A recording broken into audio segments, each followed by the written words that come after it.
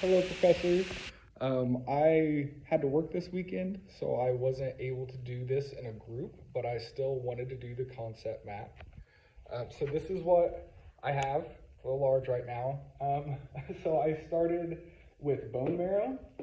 I went down to red blood cells, which are 45%, which is connected to the iron, the folic acid, and the B12, which goes back into the blood marrow for the forming of the red blood cells.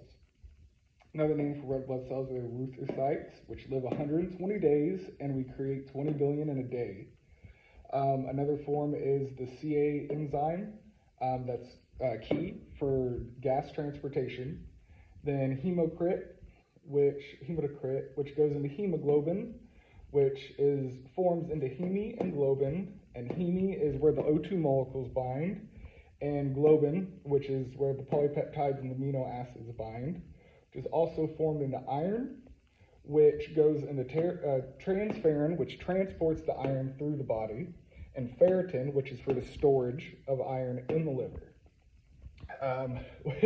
Going back up to red blood cells, we go down to low red blood cells, and we have anemia, which is low red blood cells. We have iron deficiency anemia, which is low iron. We have pancreatitis anemia, which is low B12, hemolytic anemia, which is the loss of blood, and sickle cell, which is the mist form sickle cells, the hemoglobin. Moving over to plasma, which is bound to white blood cells, though it does not come from the bone marrow, it's formed in the liver. Our white blood cells are also known as leukocytes, which is only 1%. They are found both in the bloodstream and in tissue due to diapesis, which is where they move through capillary walls, to a granulocytes, which lack stain. There are two types of those. There are monocytes, which is the largest white blood cell, and there's lymphocytes, which is the smallest white blood cell, which they are composed of, let me fix that.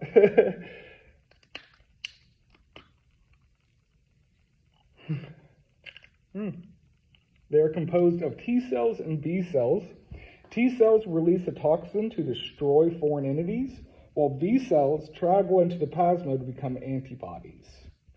As well as the gangliocytes, we actually have granulocytes, which I start with eosinophils, which has a red stain. I connected this through neutrophils because it has a red and blue stain, and the blue stain into basophils